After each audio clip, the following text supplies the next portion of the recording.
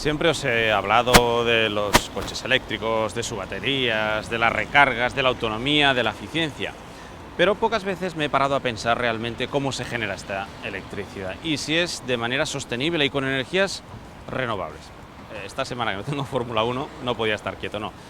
Voy a hacer una ruta por España, 2.500 kilómetros visitando plantas de generación de energías renovables. Voy a ver un parque eólico, una central hidráulica, de biomasa, solar y de hidrógeno verde. Venga, va, si me acompañáis, vamos a disfrutar y a aprender. Energías renovables, sostenibles. Si me seguís, vamos allá.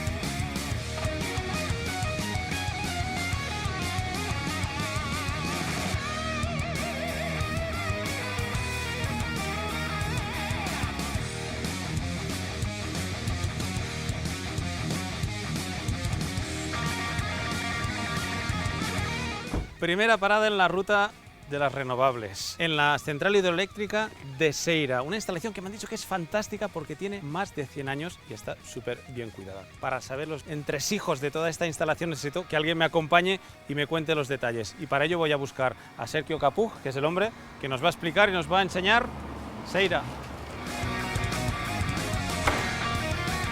Hombre. Buenos días, Albert. ¿Qué tal, Sergio? ¿Qué ¿Cómo tal? estás? Bienvenido. Muchas gracias. Bienvenido a la central hidráulica de Sí. Seira. Vamos. Lo que pasa que primero tenemos que unas normas de seguridad, aunque verás que es una instalación antigua, también tenemos nuestra seguridad y nuestros EPIs que te tienes que poner. Me tengo que estudiar esto. Estudiatelo y colócatelos. Venga. Va, que llueve.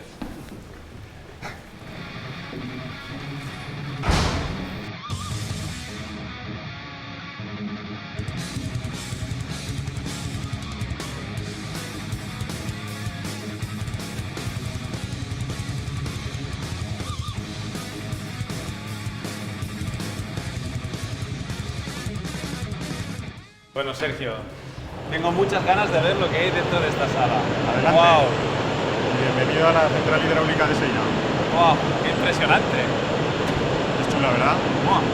Mira, aquí Sí, sí. tenemos una central fluyente de 36 megavatios, que la empezaron a construir en 1912 y la finalizaron en 1918. Porque aquí lo que veo es una mezcla de lo moderno con lo antiguo. Así es. No habéis sustituido lo antiguo. En los 90 que no dijeron, venga, todo fuera y poner todo nuevo, sino mantenemos lo antiguo y lo nuevo lo pusimos Muy abajo, bien. gastando más dinero, más metros de tubería y más problemas, pero Es muy bonito poder venir mantener la a historia, esto. hombre. Porque el concepto sigue siendo el mismo, aprovechar un recurso natural y tan sostenible como es la misma agua. Pero Eso es. ¿cómo lo hacéis para hacer girar estas turbinas? Es una energía renovable que lo que hacemos es coger el agua a 9 kilómetros de distancia de aquí, Agua de lluvia, supongo. agua de lluvia en un pequeño azud, un pequeño embalse, y eso se transporta por un canal durante 9 kilómetros, llega a un gran depósito, una gran piscina que tenemos arriba, que se llama cámara de carga.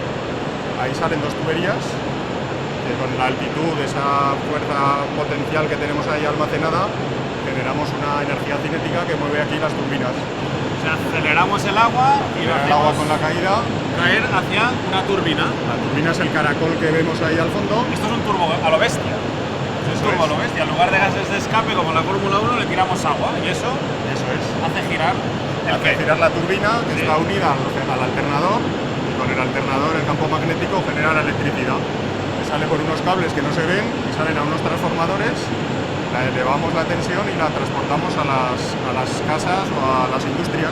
y el agua sale por la turbina y vuelve al río. Eso es, el O agua sea, que de no le manera pasa natural, nada. sin hacer nada, vuelve al curso del río, siendo una energía fluyente y una energía limpia. ¿Sabes en qué estoy pensando? Que esto es lo mismo que un MGUH de un motor de Fórmula 1, aprovechar, en este caso, los gases de escape para generar electricidad y hacer el conjunto más eficiente. Esto al final es lo mismo. No hemos descubierto nada en la Fórmula 1. ¿Te imaginas un Fórmula 1 dentro de 100 años? No sé cómo será, no sé cómo será, pero un turbo de estos no se lo metemos ahí seguro. Generáis electricidad, sostenible, pero ¿qué cantidad? Para que yo lo pueda comparar con algo real. Depende de los años y de la pluviosidad de todos los años, pero la media son unos 80 gigavatios al año. Con eso ¿Y eso qué puedo alimentar? Con eso podemos dar electricidad a unas 20.000 viviendas. ¡Wow! Eso es mucho. La central se construyó en 1912 hasta 1918 para dar electricidad a Barcelona, la industria textil que había en Barcelona. Entonces, pues es un museo de la electricidad que alimenta a 20.000 viviendas. Y esto genera electricidad alterna, ¿no? Esto ya. Aquí genera alterna, sí. Porque aquí veo 1, 2, 3 turbinas. 2 son las antiguas que las veo paradas, ¿no? Las antiguas eran estas 3, la tercera se desmontó y se modernizó en los años 90, como te decía, y se hizo por una más nueva, más potente, de 16 megavatios. Y la tercera la dejamos ahí de museo para que lo podáis visitar y enseñarlo a las visitas que se producen de colegios, de institutos, y poder cacharrear y que los niños aprendan. Yo estoy sorprendido porque un concepto tan antiguo como es el de generar electricidad con el agua del río sigue siendo actual y sigue siendo igual o más sostenible que antes. Eso es. O sea, la disponibilidad de esta instalación es prácticamente el 100%, está todo el año disponible y todo el año generando y sin ningún problema.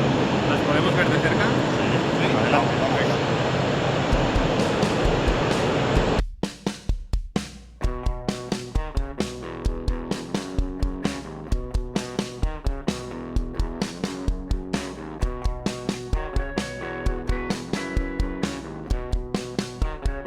Ya tenemos electricidad, pero ahora falta completar el ciclo de alguna manera, porque tenemos un agua que nos ha hecho un trabajo importantísimo. Hemos hecho la electricidad renovable, Sí. y ahora pues devolvemos el agua en sus mismas condiciones al río otra vez. Claro. Aquí es la salida de las turbinas y ahí un poquito más abajo ya se une con el río Esera y sigue su curso hacia abajo. Eso es importante, pero el agua ni se trata, ni se le hace ningún tipo de... Solo se aprovecha su energía de almacenarla en altitud. Y lo que te decía, esos 80 gigavatios que hacemos de electricidad, pues nos ahorran 76 toneladas de CO2 que no emitimos al ambiente. Y aquí es donde se termina el ciclo, ¿no? Y vuelve el agua al río. Así es. Después de generar energía renovable, pues la devolvemos a su estado original, sin tratarla y sin hacerle nada, vuelve otra vez al río Esera, se une ahí y sigue su curso hacia abajo. Y bueno, en las mismas condiciones. En las mismas condiciones que la hemos cogido arriba. Tal como la pescáis allá arriba, la lanzáis a la velocidad. Eso es, y ya sale por aquí mucho más tranquila, eso es verdad. Entra 2-3 metros por segundo y aquí pues ya puedes ver que sale más calmada que el poca agua que está bajando hoy por el río. Bueno, si llueve aquí son buenas noticias. Si se aguanta un poquito, tendremos más agua. 100 años, ¿eh? Y parece que fuera hoy, y la tecnología es la misma. Es la misma. Oye, ¿puedo pescar aquí o no? ¿Podría pescar o no? Yo creo que poco picarán, pero bueno, si quieres intentarlo. Lo intentamos luego. Habrá que ir a comer, aquí se come bien, ¿no? Sí.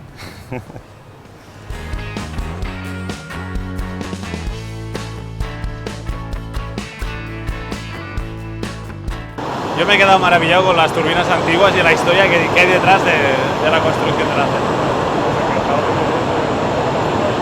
Saber un poco más de las turbinas, ahí está José Antonio. Voy a ver si José Antonio me cuenta cosas. A ver, que está ahí manos a la obra. José Antonio. Hombre, ¿qué tal? buenos días. Ya estás aquí liado, pero es que me he quedado asombrado de estas piezas con 100 años y aún estén funcionando. Es realmente increíble. Bueno, es parte de su construcción. Al estar construidas a principios del siglo, los materiales que se emplearon eran de buena calidad y lógicamente han durado tal como las vemos ahora en un estado envidiable. El concepto es el mismo. Sí, sí. De esta que tiene 100 años a la más moderna, es prácticamente lo mismo. Es lo mismo, bueno, son el mismo tipo de turbinas Francis, y realmente la filosofía es la misma. Incluso estas pues tienen la salida por los dos lados, estos tubos que vemos aquí pues son las dos salidas de agua, y la moderna también tiene la misma filosofía, turbinas dobles. ¿Y cómo se llevaba esto hasta aquí? Porque bueno, es una historia muy curiosa, porque claro, si te fijas en el anagrama, Service es una empresa de Zurich, de Suiza. Sí, entonces se construyeron en Suiza. ¿Pero en qué año? El año, pues en 1914-15. Eso es en medio de una guerra. Sí, efectivamente. Ese fue uno de los grandes problemas que tuvieron durante la construcción. O sea, no me digas que en esa época ya había problemas de suministro de piezas por Sí, la guerra. bueno, ¿Me suena esto? si hiciéramos un breve recorrido para contextualizar un poco, nos encontraríamos en una España con muchas rivalidades entre las empresas eléctricas, muchos problemas, y claro, tenía que pasar los materiales por el medio de una zona que estaban en guerra. Pero como poderoso caballero don dinero, pues comprando un salvoconducto podían emplear los trenes y traerlo mediante tren las piezas hasta España. El problema es que algunas empresas de la competencia pues lo que hicieron fue quitar rivalizar en la hora de comprarlos y entonces pues evitar que llegasen cuando tenían que llegar. Y eso supuso retrasos, problemas. Luego, lógicamente, los suizos les vendieron el acero a los mejores postores cuando habían firmado contratos, con lo cual que también supuso que, por ejemplo, la tubería se demorara 10 años en construirse, la segunda tubería. Claro. Y bueno, se Porque traía... ahora estamos hablando que claro, con la modernidad es muy fácil traer cosas de un sitio para otro, pero por ejemplo una central de estas, ¿cuántos años se tardó en construir esto? Porque deben ser Bueno, años. en aquella época, sorprendentemente, una central de estas características tenía un periodo de construcción de entre 2 y 3 años. El tema es que aquí les pasó todos los problemas que Normal, pudieron pasar, pasaron. Por ejemplo, traían los aisladores en un barco, como era un barco alemán, pues lo detuvieron, quitaron todo el contenido y se lo quedaron ellos y dejaron los aisladores en Portugal. Cuando llegaron allí al puerto donde estaban depositados, pues encontraron que los aisladores estaban en malas condiciones y no los podían utilizar. Imagínate, todo esto 100 años atrás debía ser un... Y luego, claro, todos drama. los materiales de materias primas, pues el cobre, el acero, pues claro, estaban en un mercado que iba incrementando su precio. Lógicamente, Esto me suena porque también está pasando ahora. Sí, efectivamente. Y entonces, pues eso supuso que los 2-3 años que iban a durar las obras, pues se convirtieron en 6. Y esta instalación, como la conocemos, no ha parado nunca. Sea con las turbinas antiguas, sea con la moderna, ha estado funcionando siempre en estos Sí, 100 años. a mediados de los 90 se hizo lo que se llama retrofit, que es vaciar el contenido interior de las máquinas y entonces sustituirlo por elementos nuevos. Entonces, el eje es el mismo, pero la turbina al interior, el rodete, es nuevo de acero inoxidable, que antes era de bronce, podemos verlo en la puerta del museo, y se sustituyeron por las juntas, se sustituyeron los elementos de cierre, se sustituyeron las válvulas. Aquí esta válvula, por ejemplo, es la válvula, lo que nosotros vemos es el cuerpo de la válvula antigua, pero es un elemento decorativo. Probablemente esta sea una de las mejores, las centrales mejor conservadas del Pirineo, incluso de España, para la época. ¿Por qué? Porque cuando se reformó se tuvo un muy buen gusto en conservar todos los elementos, independientemente de que se utilizaran. Entonces ahora nos supone más tarea, pero cuando tú tienes que hacer el mantenimiento tienes que sacar todos estos elementos y entonces te encuentras la válvula moderna. Porque entonces, como podemos ver, pues todo era manual, se accionaba mediante palancas. ¿Bueno? Sí, sí, esto está rigurosamente desconectado. No, porque ahora todo va computerizado, con electrónica, Efectivamente, con sí. ordenadores y por internet, pero antes esto tenía que haber mucha gente controlando esto. Sí, bueno. Y de una manera todo muy manual. Totalmente manual. Ten en cuenta que entonces pues eran mucho más respetuosos con el medio ambiente y utilizaban en la propia agua este tubo que sale, Sí. lo podemos ver aquí, con esta válvula de 3 vías nosotros podemos accionar este pistón y abrir y cerrar. O sea, utilizaban la propia agua del río, la fuerza y la presión que tenía el agua que venía por la tubería para poder manipularla. Entonces con esa válvula, pues igual que has manipulado esta que está fuera de servicio, pues está un poco dura porque hace años que no se emplea, pues movían esta válvula y podían abrir y cerrarla. La turbina es la que se encarga de transformar la energía en energía cinética, en mecánica, pero sin este elemento no podría funcionar correctamente, porque este es el que se encarga de controlar la velocidad de la turbina. Mediante una correa se unía esta polea con esta otra y entonces cuando giraba la máquina iba transmitiendo, y aquí dentro tenemos un péndulo de Watt, el típico péndulo de dos masas, que lo que hacía era transmitir, si va muy rápida las masas se extienden y lo que hace es, se separan y entonces lo que hace es reducir la velocidad, y si se van muy juntitas porque van a menor velocidad, pues lo que hace es acelerarla. Claro, ese es el principio básico. La válvula de descarga de un turbo. Es Sí, sí. exactamente lo mismo. Sí, sí. Y es muy curioso también porque en aquella época, pues claro, la forma de entender las patentes era más diferente. Y entonces, si vemos en la placa, patentado en la mayor parte de los países civilizados. Civilizados. Ya éramos un país civilizado hace Sí, 100 años. sí, ¿Me enseñas el puente de mandos? Que me ha encantado. sí. ¿Sí? Pues vamos. Allá arriba es donde está Sí, el cuadro de mando. el cuadro de mando. Aquí en la parte de abajo tenemos lo referente a la excitación. Estas serían unos elementos, los grupos auxiliares que nos servían pues para producir la alterna para las viviendas de la colonia y para alimentar el alumbrado. Este es el reostato de la excitación de las máquinas grandes. Entonces, mediante este elemento lo que se hace es ajustar la tensión de excitación. Claro, lo estamos moviendo a mano y lógicamente el maquinista no podía bajar aquí, entonces estaba este motor y este motor lo que hacía era bloqueábamos esta pieza y hacerlo moverlo desde la parte Porque superior. aquí se genera electricidad alterna. Sí, pero esta excitación es en continuo. La continua la obtenemos o se obtenía desde estas, lo que llamamos nosotros grupos auxiliares, que eran los encargados de hacer la corriente Dinamos. continua. Una dinamo, sí. Grande, pero Una dinamo grande, entonces con esas y mediante este reostato pues podríamos ajustar. Y estos conmutadores pues son los que se encargaba de poder seleccionar qué dinamo queríamos. Si queríamos pues el grupo 1 excitarlo con estas palancas, se transmitía el movimiento y lo que hacíamos era ajustar la posición esto de... es lo de, fíjate que Sí. que mandos para... Sí, lo que pasa es que ese precisamente sería muy duro porque está atornillado. Pero estos de aquí, ya ahora lo moveremos desde arriba Desde arriba. y podremos ver cómo los operadores tenían que estar un poito fuertes porque si no... Esto es un interruptor de toda la vida, ¿no? Sí, esto sería un seccionador de cuchillas. Lo único que pasa pues que más potente, más gordo, más fuerte, para más intensidad. Vamos a jugar con el joystick, que he visto que tienes arriba una zona de joysticks que me gusta mucho. Bueno, yo es que, José Antonio, necesito que me cuentes y me dejes tocar esto. Necesito, porque es realmente... me he enamorado. Aquí me he quedado como alucinado de todo esto, que es lo que se usaba para controlar antes la central, ¿no? Efectivamente, desde aquí el operador era el que se encargaba de controlar los parámetros eléctricos y entonces el maquinista era el que se encargaba de accionar las palancas que hemos visto antes. Entonces cada máquina tenía una zona de pupitre, en este caso esta es la 1, esta es la 2 y esta es la 3, y entonces desde estos interruptores, pues lo que hacían con este interruptor se acoplaba, este tenías que aflojar aquí, y entonces esto es un enclavamiento, efectivamente, y desde aquí pues lo que hacían era acoplar. Para acoplar, pues ¿qué hacían? Tenían que poner este puentecito, es un puente, entonces con esto podían accionar esta columna de sincronización y entonces por un lado veían cómo estaban en relación a la red y entonces cuando estaban...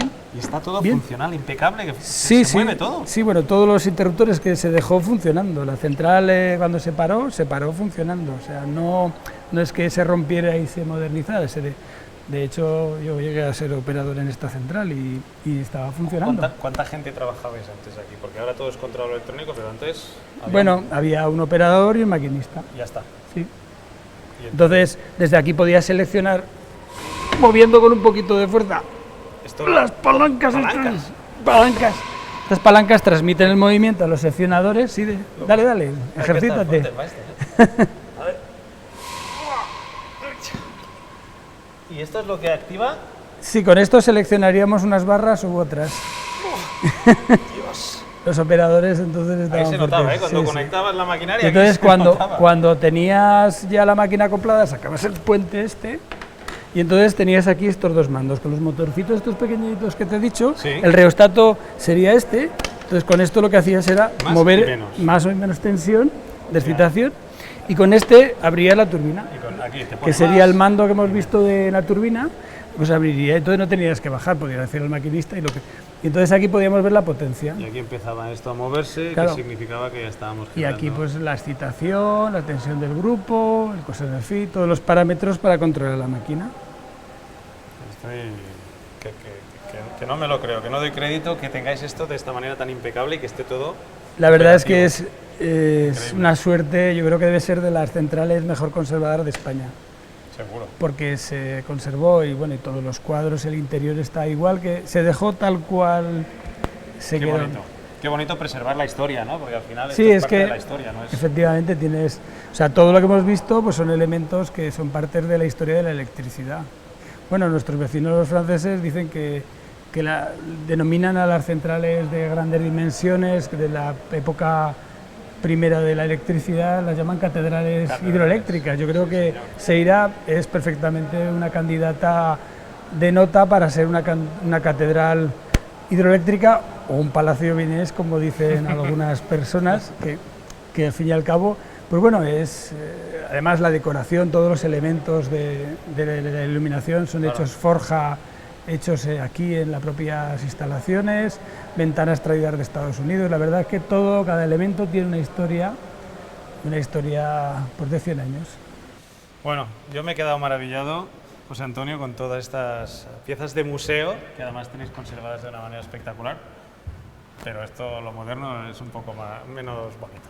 Bueno, la reforma, lo que te decía del retrofit, se hizo siendo muy respetuosos con las instalaciones antiguas y se mantuvieron todas. Y lo que pasa es que, lógicamente, como tú muy bien dices, en la actualidad pues, se tiene que realizar el mando pues, con nuevos aparatos, nuevos automáticos, nuevos equipos, nuevas protecciones.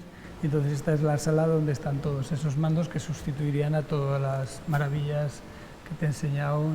Alemanes, no son suizos estos ya. Sí, bueno, ABB también tenía una parte suiza.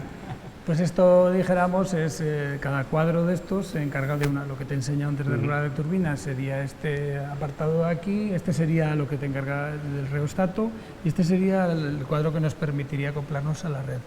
O sea, cada grupo se conecta a la red eléctrica y a partir de ahí pues la energía que generamos pues va a la red. Y esto va todo automatizado sí, y controlado desde un centro de control. Se puede actuar de manera manual, se puede actuar de manera como telemando, se puede hacer un tipo de combinaciones que luego veremos en el cuadro sinóptico, que es el ordenador que controlaría todas las instalaciones. Pues no sé con cuál quedarme, con lo moderno o lo antiguo. A mí me ha emocionado mucho ver a mí también me gusta que han más pasado la 100 años, ¿sí, no? 100 años y tampoco ha cambiado tanto. Y luego además pues tiene ese toque humano que tiene el manipular las cosas, el vivirlas y el conocerlas también. La parte del aparellaje estaba hecho con muy buen gusto y estaba hecho con muchísimo amor y con muchísimo cariño y la realidad es que ha durado muchos años gracias a ese trabajo. Y esa pasión y ese amor que tenéis también, ¿no?, por esta instalación. Sí, lógicamente gracias a las personas que durante todos los años que ha funcionado esta central pues han sabido conservar ese espíritu y ese amor por las instalaciones que tenían nuestros antecesores. ¿Y la zona final cuál sería? Bueno, la zona final sería el ver ese ordenador que te comentaba, desde donde podemos controlar todas las instalaciones. ¿Por dónde vamos? Por aquí. Ya me he perdido, que esto es muy grande. ¿Por aquí? Muy bien, por aquí, acompáñame. Y por último quería enseñarte, Albert, la sala de mando. Desde abajo todos los armarios que te he enseñado pues van interconexionados con este ordenador. Este ordenador es el que se encarga de actualizar todos los avisos, todos los parámetros de los grupos, aquí el 1, aquí el 2, el 3, y entonces con este ordenador podemos controlar la explotación y controlar, porque como es fluyente, pues unas veces tienes más agua, otras veces tienes menos agua, y con este equipo es el que controlas el... Y estos son las presas, y este otro, ¿no? efectivamente, en este es el trazado del río Esera, en el que podemos ver las presas, los azudes y las instalaciones que producen la energía eléctrica en las centrales a lo largo de su recorrido y todos los parámetros importantes, tanto cotas como dijéramos pues, potencias para poder controlar la central. Y este ordenador se conectaría con el FECOER con Pamplona y desde allí, que tendrían unas pantallas como estas, pues más grandes evidentemente, y desde ahí se controlaría todas las centrales y cualquier tipo de aviso, cualquier tipo de problema que pudiera salir de una central, pues se canaliza al que está de guardia, nos avisan y entonces vamos a solucionarlo. O sea que todos esos mandos y toda esa sala de control que hemos visto se simplifica en dos ordenadores. Sí, bueno, podríamos decirlo así. Sí, pero no sé, yo por viendo cómo me explicabas las cosas, eso tenía que ser espectacular.